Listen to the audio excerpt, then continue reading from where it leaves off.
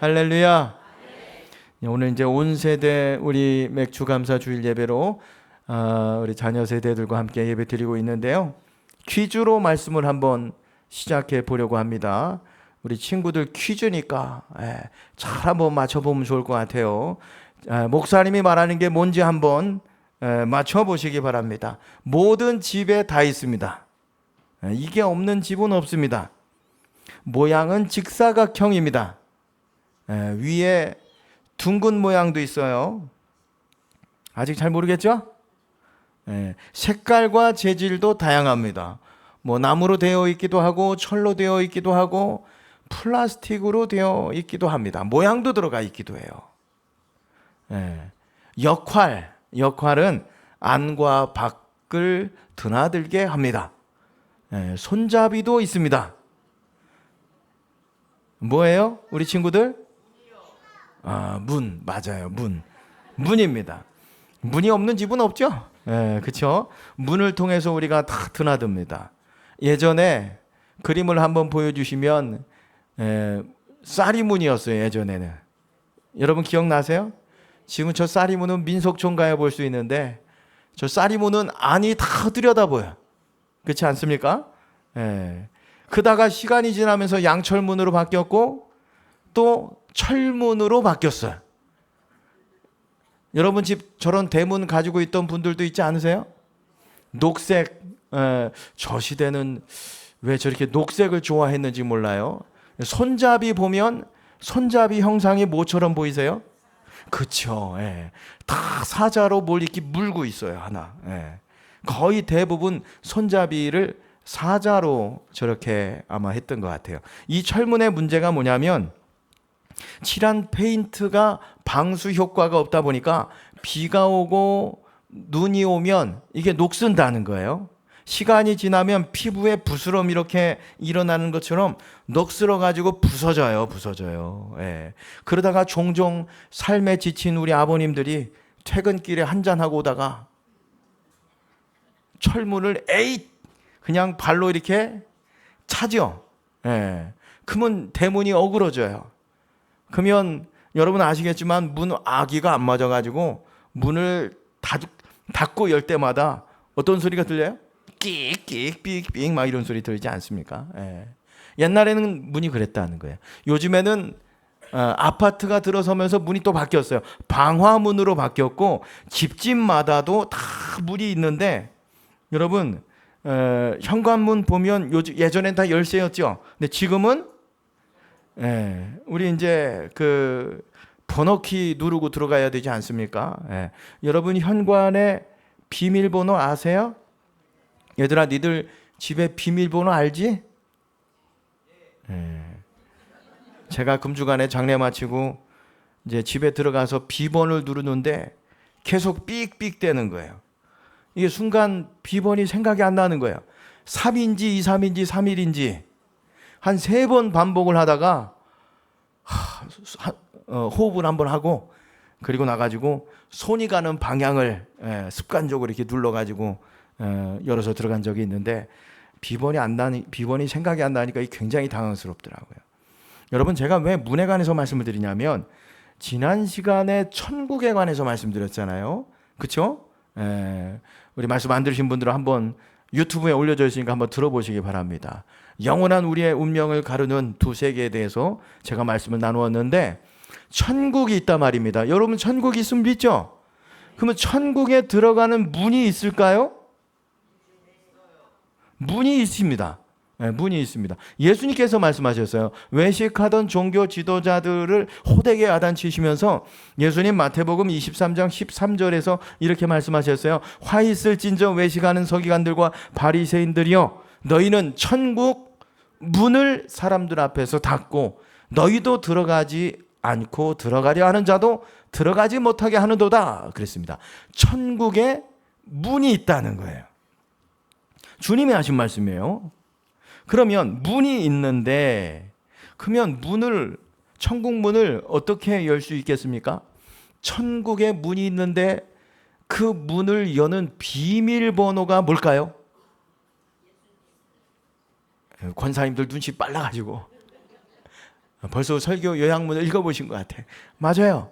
여러분, 예수님께서 가이사랴 빌립보에서 제자들에게 물었어요. 너희는 나를 누구라 하느냐? 그랬더니 베드로가 주는 그리스도시요 살아계신 하나님의 아들입니다 하겠습니다. 그때 예수님께서 아주 중요한 말씀을 하시는데 마태복음 16장 19절 말씀 우리 함께 읽어볼까요? 내가 천국 열쇠를 내게 주리니 내가 땅에서 무엇이든지 매면 하늘에서도 매일 것이요 내가 땅에서 무엇이든지 풀면 하늘에서도 풀리리라 하고 그랬습니다. 천국에 열쇠가 있대요.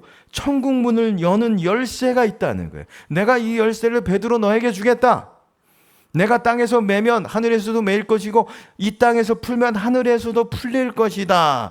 여러분, 이 말씀을 열쇠와 연관지어서 생각해 보면 매인다는 말은 뭐예요?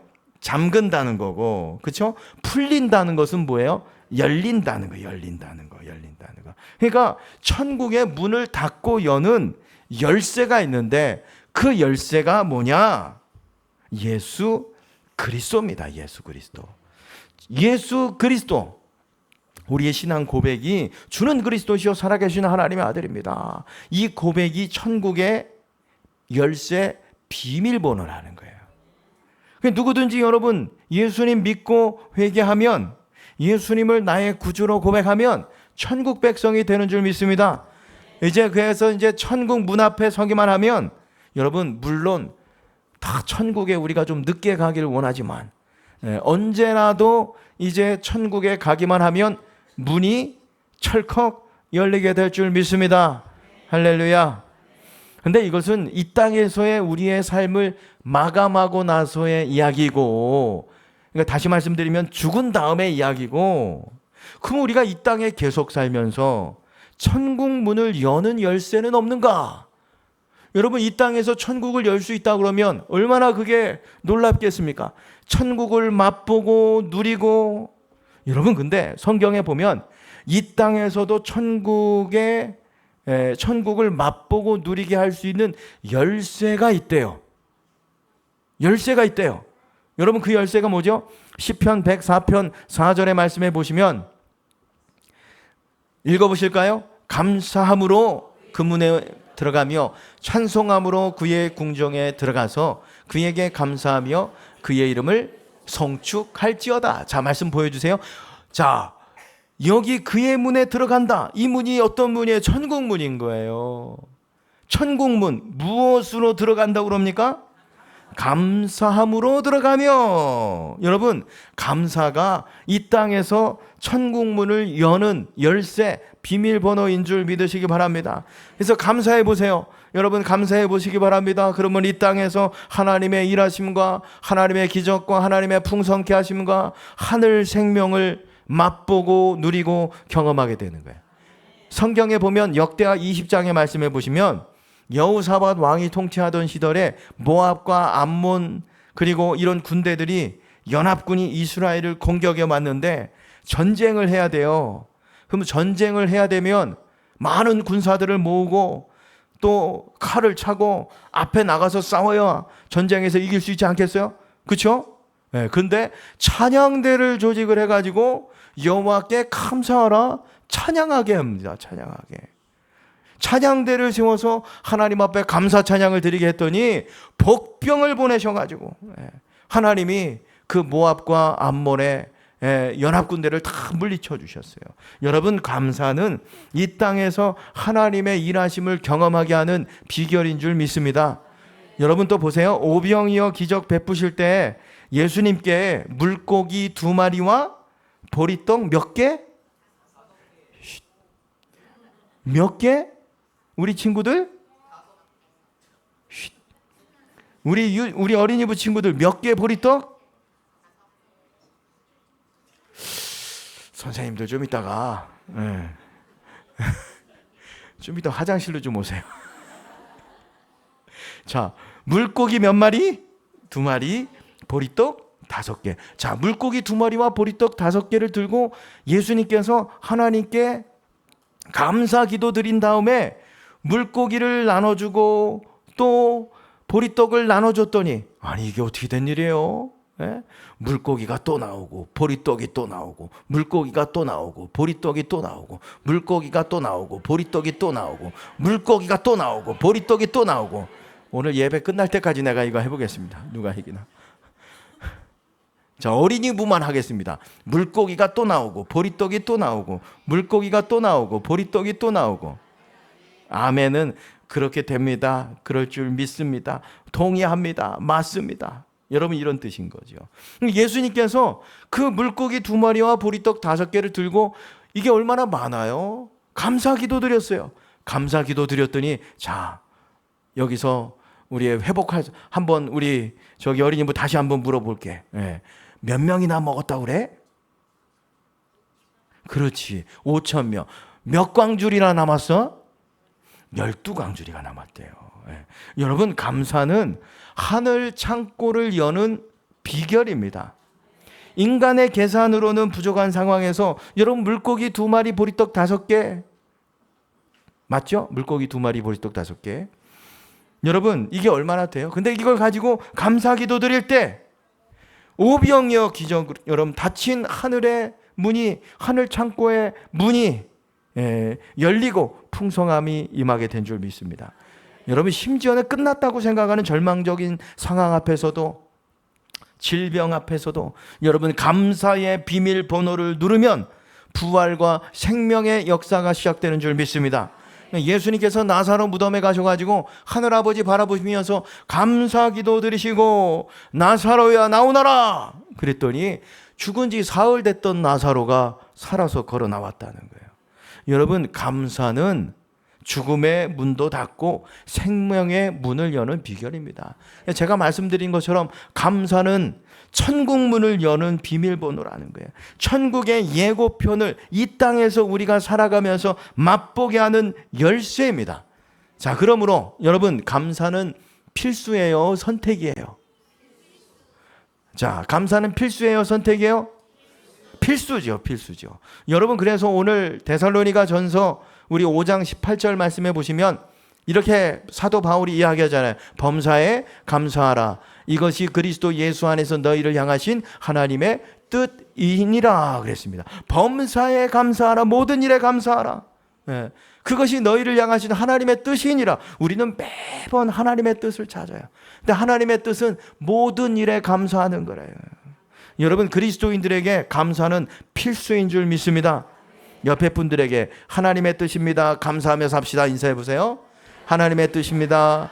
감사하며 사십시다. 할렐루야. 인사를 받았으니까 또 이제 화답을 해야 되지 않겠습니까? 당신만 잘하면 됩니다. 그러세요. 예. 자, 인사해 주세요. 왜 화답해야죠? 예, 당신만 잘하시면 될 것 같습니다. 네, 할렐루야. 여러분, 그리스도인에게 감사는 필수입니다. 그러면 감사를 해야 되는데 누구에게 감사해야 될까요? 우리 감사의 대상이 누굴까요? 시편 105편 1절에 말씀해 보시면 여호와께 감사하라. 그의 이름을 불러하려며 그가 하는 모든 일을 만민 중에 알게 할지어다. 여러분, 우리의 감사의 대상은 여호와 하나님이십니다. 사실 돌아보면 우리가 감사해야 될 대상이 많이 있어요. 부모님에게 감사해야 됩니다. 아내와 남편에게 감사하시기 바랍니다. 나에게 스승이 되셨고 내 멘토가 되어주신 분에게 감사하시기 바랍니다. 이번 주에 우리 고 권택규 원로 목사님 장례가 있었어요. 많은 분들이 오셔서 교회를 개척하고 세우고 성도들을 위해서 목양하시면서 헌신하신 목사님께 감사하면서 또 환송하는 시간이었습니다. 여러분, 기억하실 것은 이곳에 목사님께서 교회를 개척하시고 시작하시고 그 교회를 지키셨기 때문에, 그 길을 여셨기 때문에, 시작이 되셨기 때문에 지금 우리가 이렇게 신앙생활하고 있는 줄 믿습니다. 목사님만이 아니에요, 여러분. 우리 목사님과 함께 장로님, 권사님, 집사님, 성도님들이 함께 헌신하셨기 때문에. 여기 우리 또 장목 장로님 계시지만 저 어떻게 목사님과 장로님과의 관계가 이럴 수 있을까? 정말 두 분이 다윗과 요나단 같으세요. 사역을 하면서 생명을 공유하신 분들 같으세요. 네. 여러분 기억하시기 바랍니다. 오늘 우리가 이렇게 쾌적한 환경에서 신앙생활 할 수 있었던 것은 목사님, 장로님, 권사님, 집사님, 성도님들의 그 헌신과 기도와 눈물이 있었기 때문이라는 거예요. 여러분 이걸 잊지 말고 우리가 늘 감사하는 마음을 가져야 할 거예요. 여러분 나를 가르쳐준 스승, 내 인생의 멘토 되어주신 분들께 감사하셨길 바랍니다. 그것만이 아니에요. 내가 일할 수 있는 직장에 있는 것 감사하고, 또 함께 일하는 동료들에게 감사하고, 때로는 여러분 우리 자녀들에게도 감사할 줄 알아야 되는 거예요. 근데 여러분 그 중에서도 제일 먼저 누구에게 감사해야 될까요? 여호와 하나님께 감사하셨기 바랍니다. 그러면 하나님의 무엇을 감사해야 되겠습니까? 오늘 본문을 105편의 말씀을 중심으로 말씀드리면 하나님의 신실하심입니다. 시편 105편은 하나님께서 한 번 약속하신 것은 천대까지, 아니 영원히 기억하시고 그것을 신실하게 이루시는 분임을 고백하고 있는 시편의 말씀이 105편입니다. 그래서 105편 8절 이하 9절에서 이제 시작해서 끝절까지 보면 아브라함과 하나님이 약속하시고 그 약속을 이루기 위해서 출애굽에서부터 가나안까지 신실하게 이끄신 그 하나님의 역사에 대해서 이야기하고 있어요. 왜 신실하심을 강조하면서 그 하나님께 감사하라고 했냐면, 이 시편이 기록되고 읽혀질 때는 여러분 하나님의 신실하심이 의심이 되던 시기였어요. 하나님의 약속이, 하나님의 그 언약이 잊혀진 것 같았어요. 왜냐하면 이때가 언제 이 시편이 쓰였냐면 바벨론의 포로로 다 끌려가 있을 때, 나라가 망해서 먼 이국 땅에서 포로 생활하고 있을 때 백성들은 생각했어요. 하나님이 우리 민족을 잊어버렸구나. 그러니까 여기 와 있지, 이 모양이지, 하나님이 우리를 버렸구나. 그 약속은 폐하여졌구나. 그래서 시편 기자는 그들의 역사와 하나님의 역사를 기억하게 함으로 이스라엘 백성들에게 소망과 희망을 주기 위해서 오늘 105편의 말씀을 기록한 거예요. 오늘 우리가 이곳에서 포로 생활하면서 고생하지만 당장에 우리의 미래는 보이지 않지만 기이한 일을 통해서 신실한 하나님의 약속을 이루어 가신 것처럼 우리 민족도 마침내 이 땅에서 포로 생활 마치고 다시 가나안 땅으로 하나님이 돌아가게 할 것이다. 여러분 이 소망과 믿음을 심어주고 싶었던 것입니다. 그래서 결과론적으로 보면 여러분 이런 시편과 같은 이 희망의 말씀들로 인해서 이스라엘 백성들은 하나님의 얼굴을 찾고 구하고 또 찾고 구하고 그 말씀을 잃어버리지 않았고 서로 격려하고, 그래서 70년 포로 생활을 마치고 예루살렘에 돌아와서 새로운 나라를 재건할 수 있었습니다. 여러분 그래서 그 하나님의 신실하심을 기억하고 찬양하라. 근데 여러분 그건 이스라엘 역사만이 아닙니다. 우리에게도 하나님은 신실하신 분이신 줄 믿습니다. 우리는 신실하지 않았어요. 그렇죠? 근데도 하나님은 신실하게 지난 우리의 삶을 인도하셔서 오늘 우리 이 자리에서 함께 우리가 예배 드리게 되는 것입니다. 그래서 우리가 하나님께 올려드리는 찬송 있지 않습니까? 여러분 하나님 한 번도 나를 실망시킨 적 없으시고, 여러분 이 찬양 오 신실하신 주 1절만 한번 우리 찬양해 볼까요? 우리 하나님은 신실하신 분이시잖아요. 여기까지 우리 삶을 인도하셨습니다.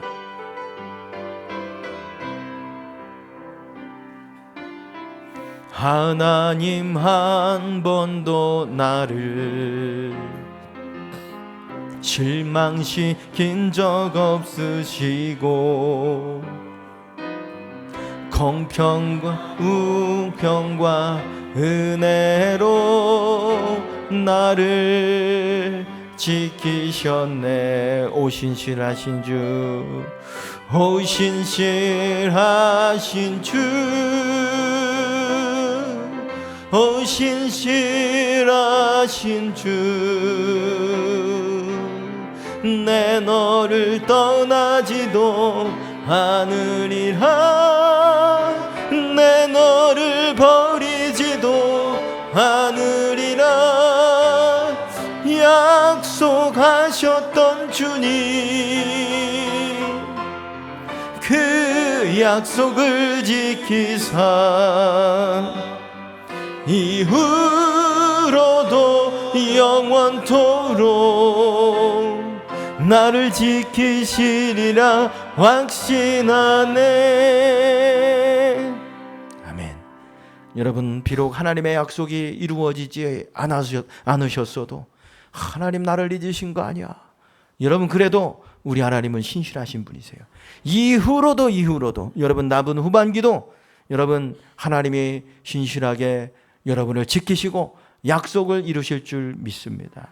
자, 근데 오늘 시편 105편의 말씀에 보시면 1절에서 3절 보면 계속 반복되는 말씀이 있어요. 그게 뭐예요? 알게 할지어다. 2절 말씀 보시면 말할지어다. 3절 자랑하라. 보세요. 알게 하고 그리고 말하게 하고 자랑하라. 신실하신 하나님을 어떻게 해요? 전하라. 왜 전하라고 할까요? 그들의 신앙 경험을 통해서 보면 이 이스라엘 백성들이 이 신앙 고백을 통해서 하나님께 묶일 수 있었고, 그들이 해방을 맞았을 때 다시금 이스라엘로 제자리로 돌아오게 한 바로 말씀이 바로 이 신앙 고백이기 때문에 그런 거예요. 하나님은 신실하시다. 여러분, 그래서 오늘 우리가 하나님이 원하시는 그 자리를 잃어버렸다 그러면 그 자리로 돌아가기 위해서 이 신앙 고백이 회복되어야 합니다. 하나님은 신실하신 분입니다. 그래야 여러분 우리 공동체에 묶일 수 있는 거예요. 자, 근데 대상이 누구예요? 1절 말씀 다시 보여주시면 1절 말씀의 대상이 누구예요? 만민 중에 알게 할지어다. 여러분, 자녀들에게만이 아니라는 거예요. 당연한 거예요. 여러분, 우리 자녀들에게 하나님이 신실하신 분 가르쳐야 됩니다. 아멘. 여러분, 신실하신 분임을 말하십시오. 알려주십시오. 자랑하십시오. 근데 자녀들만이 아니라는 거예요. 만민에게 하나님을 알지 못하는 사람들에게도 신실하신 하나님을 알도록 해라. 그래서 어떻게 해요? 하나님께 묶이게 해라. 여러분, 하나님이 아브라함을 부르셔서 복의 근원 삼으신 이유가 무엇이겠습니까? 이스라엘 백성들을 택하신 이유가 무엇이겠습니까? 저와 여러분을 영적인 아브라함의 후손 삼아주신 설린교회로 묶어내신 이유가 무엇이겠습니까? 만민에게 하나님을 알도록 하기 위해서, 하나님께 돌아오도록 하기 위해서. 이걸 다른 말로 사명이라고 합니다. 이스라엘 민족이 사명받은 거예요. 많은 민족으로 하여금 하나님께 묶이도록. 오늘 시편 기자를 통해서 하나님은 오늘 우리에게 도전하십니다. 하나님께 감사하라. 감사하는 사람은 가서 하나님을 알게 하고 말하고 자랑하라, 전하라. 내 자녀들만이 아니다. 신앙 안에 있는 사람들만이 아니다. 하나님을 알지 못하는 그 사람들도 하나님께 묶일 수 있도록, 정말 그 자리가, 그 인생이 돌아올 그 자리가 그 자리로 돌아올 수 있도록 알게 하고 말하게 하고 자랑하라. 여러분, 그들이 있어야 할 자리, 돌아와야 할 자리가 어디겠습니까? 우리가 서 있어야 할 자리가 어디겠습니까? 여러분, 우리가 묶여야 할 그 자리가 어디겠습니까? 이천 설린교회인 줄 믿으시기 바랍니다. 하나님의 영광이 임하는 예배의 자리, 하나님께 감사하면서 찬양하는 그 자리, 여러분 오늘 이 자리입니다. 그래서 오늘 우리가 예배 후에 이 사명을 다하기 위해서 줍깅을 나가려고 그래요. 지금 비 옵니까 여러분? 신실하신 하나님을 전하려고. 줍깅은 여러분, 줍다는 우리 한글과 조깅의 말이 합쳐진 것인데, 줍기도 하고 건강도 챙기고 환경도 돌보고 우리 교회도 알리기 위해서. 여러분, 여호와 하나님께 감사하시죠? 그러면 그 은혜 빚졌잖아요. 우리가 함께 여러분 식사하시고 많이 동참해 주셔서 하나님을 알리고 말하고 자랑하는 시간이 되었으면 좋겠습니다. 말씀 마치겠습니다. 감사는 천국을 예고편으로 경험하게 하는 비결입니다. 그리스도인에게 필수적이죠. 여러분, 신실하게 이 신실하신 하나님을 기억하면서 이 후반기 여러분 하나님께 감사하고 모든 일에 감사하고 만민에게 여러분 하나님을 알고 말하게 하고 전하는 저와 여러분들 되시기를 주님의 이름으로 축원합니다.